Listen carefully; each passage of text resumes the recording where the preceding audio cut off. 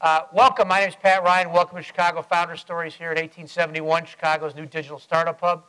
We have a great lineup tonight with Logan LaHive, the founder of Belly. Glad to have you here, Logan. Yeah, thank you for having me.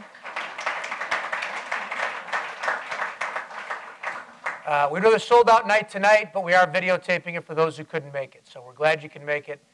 Please get your questions in.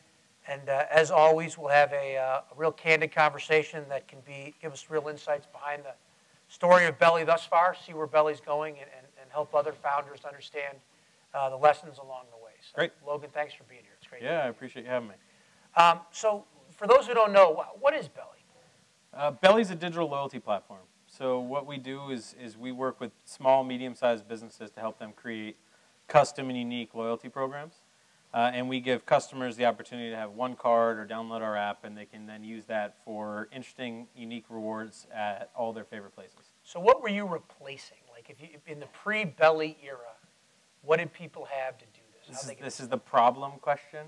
Well, and you know, right, like what did we experience? Like, how did you change our world? Yeah, so I think in a simplistic way, I think people would say that we replaced like a buy 10 get one free punch card. Like the Subway card that I used to keep in my wallet all the time? Yeah, or a card that you get at any small business that you go into, whatever loyalty solution, or because they don't have a loyalty solution because there wasn't really anything available on the market. A buy 10 get one free card, a punch bowl to put your business card into. We're trying to help businesses create, manage, and run better, smarter loyalty programs.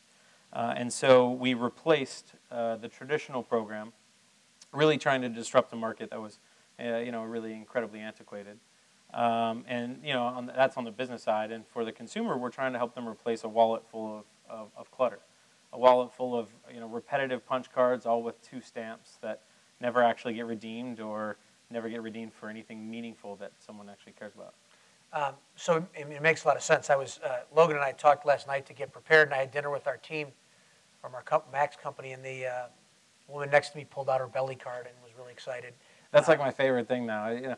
Either I'm explaining what Belly is because still, most people haven't heard of us, or people get excited and pull out their keys and do this little, they don't really say anything. They just kind of shake their keys in front of me, which is fun. Well, it's great. So from a business perspective, I think one of the great things that has come out of this series is helping people figure out how do you solve problems that really have a big impact. And so part of the question is, a lot of people understand what the consumer problem was. Give us a little color on what the business problem is, because I imagine at the end of the day, it's the business that's paying you. So how did you see that problem, and what are the dimensions of that problem that you can really solve for them, for the small and medium-sized business?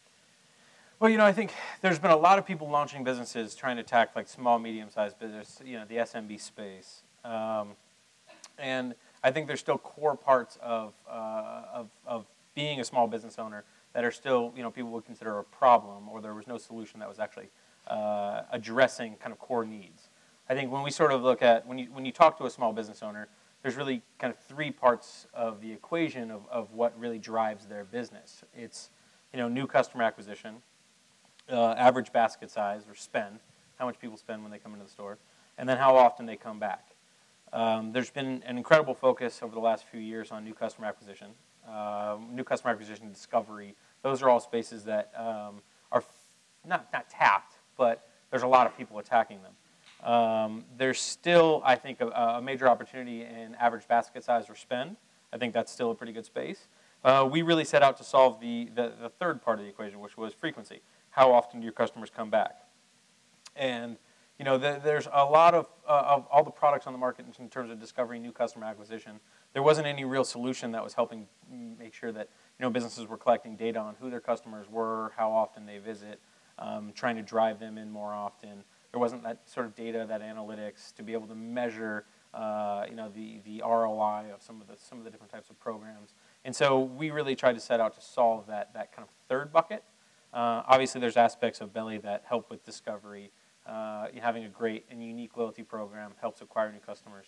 But we really set out to focus on that third part of the equation, which was loyalty, bringing people back more often. Yeah, it makes a lot of sense. It's interesting.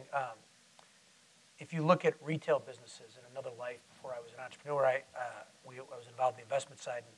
They always say the health of a business can be determined by its average frequency with which people come back.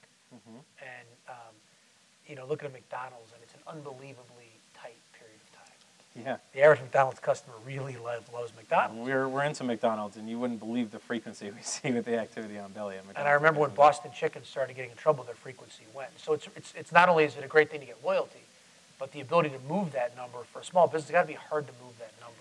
Yeah, you know, new customer acquisition has become incredibly sexy, right? You know, over the course of the last few years, I think, you know, how to acquire new customers has been sort of the buzzword. It's the sexy thing. I mean, I think if you're running a business, you know, no one, business owner, well, we do have some, you know, small barbershop that's got like 2 chairs.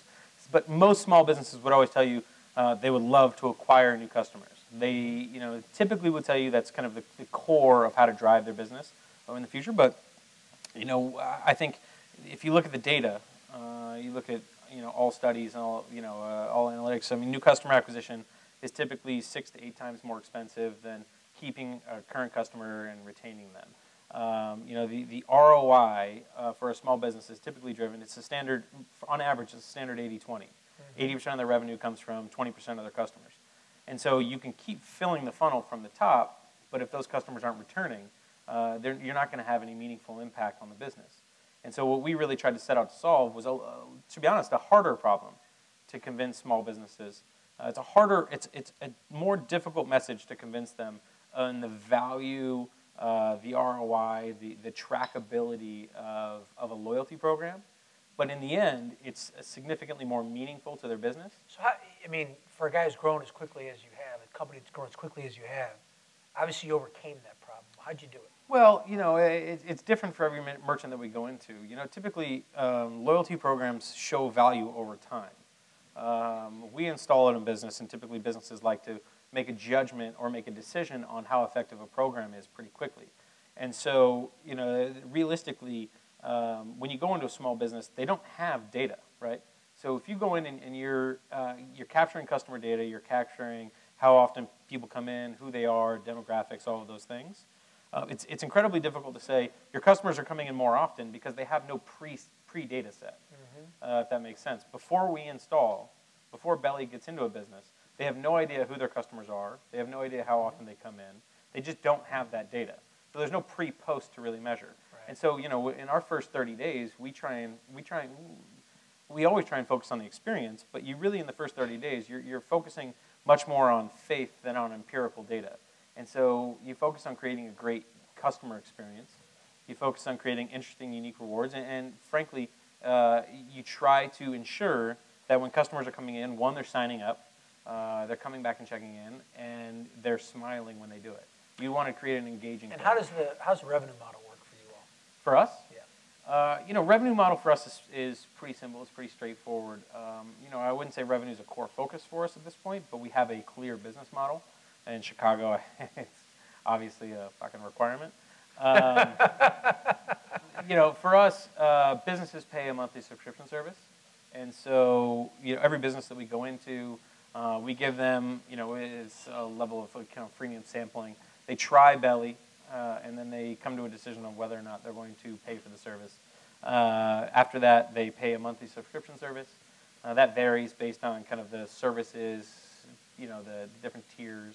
And then beyond just the monthly subscription service, we have products that we consider kind of upsell products. So additional email campaigns, additional social media integration, additional things that we upsell to businesses to generate incremental revenue. It's interesting. You know, one of the things helpful for entrepreneurs when you're here, or people who are interested in these things, is finding patterns. How many people were here for Chuck Templeton when we did Open Table?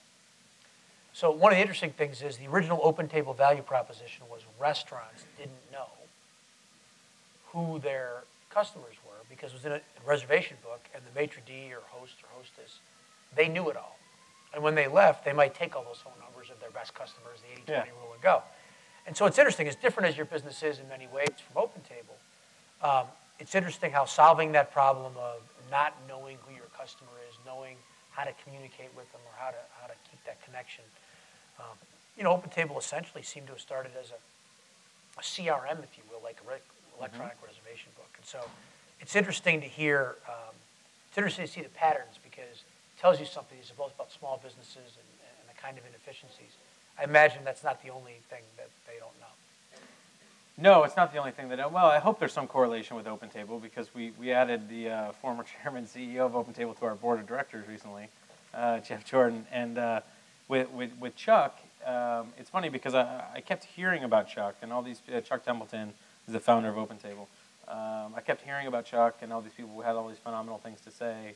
You know, Matt Maloney from Grubhub and Jeff Jordan, who's our our board member from OpenTable. And I finally I hadn't met him, so I just reached out to him on a message on Twitter a couple of weeks ago, and I met him at the Accelerate Demo Days. We started to chat. We went to the same school. You know, he's founder of OpenTable. There's few businesses, there's few companies that have kind of a direct correlation to what we're trying to do, which is some direct level of experience in growing, scaling, launching product services to small businesses that aren't competitive with us. So those small few, I like to try and develop a little bit of a relationship with because there's so many learnings. And that's Chuck's OpenTable, Grubhub being another one. I kiddingly said when Chuck was here, if you go around to companies, Chuck's like the Kevin Bacon of Chicago startups. Like he's connected to everybody. And he's also a great dancer. Chuck, I mean, when we did the. No, he's not. I've never seen him dance. That's too bad. We can get Chuck back to see next time, Move the table and get him off. Exactly. The thing with Chuck that's interesting is when we did Braintree with Brian Johnson. So I didn't think Braintree had anything to do with Chuck.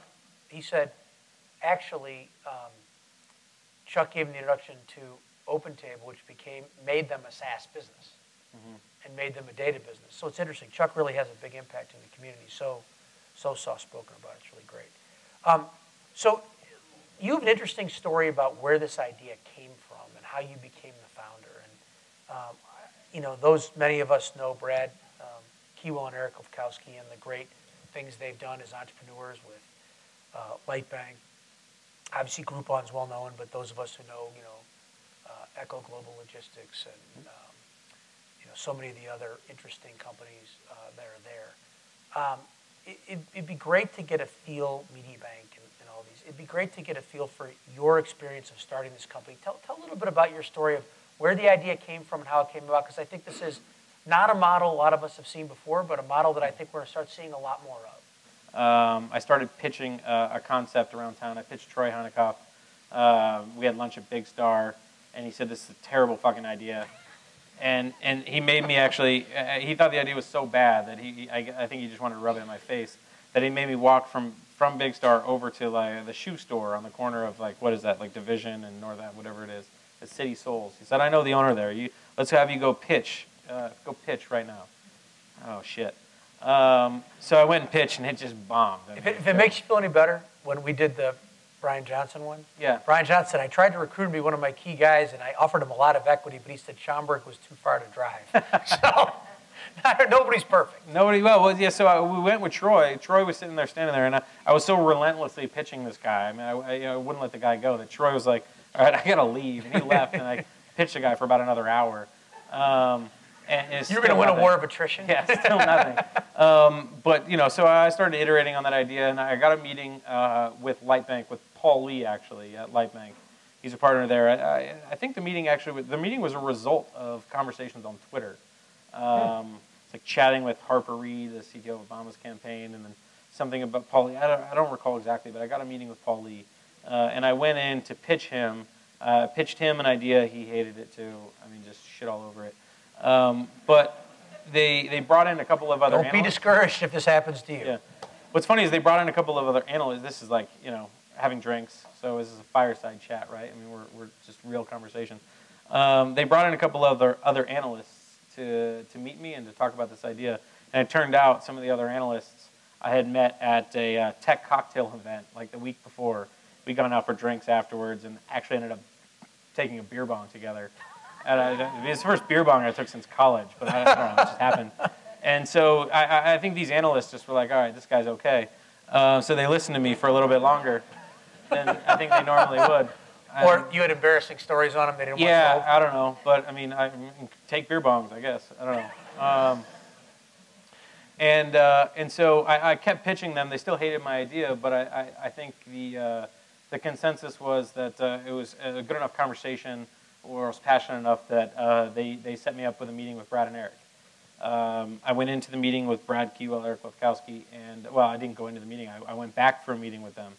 And I was meeting with the team, with the Lightbank team. They weren't in there yet, and they're showing me all their portfolio companies, all those things. And I was sort of ripping apart wireframes and talking about concepts. And Brad and Eric walked in, and I started talking about the loyalty space.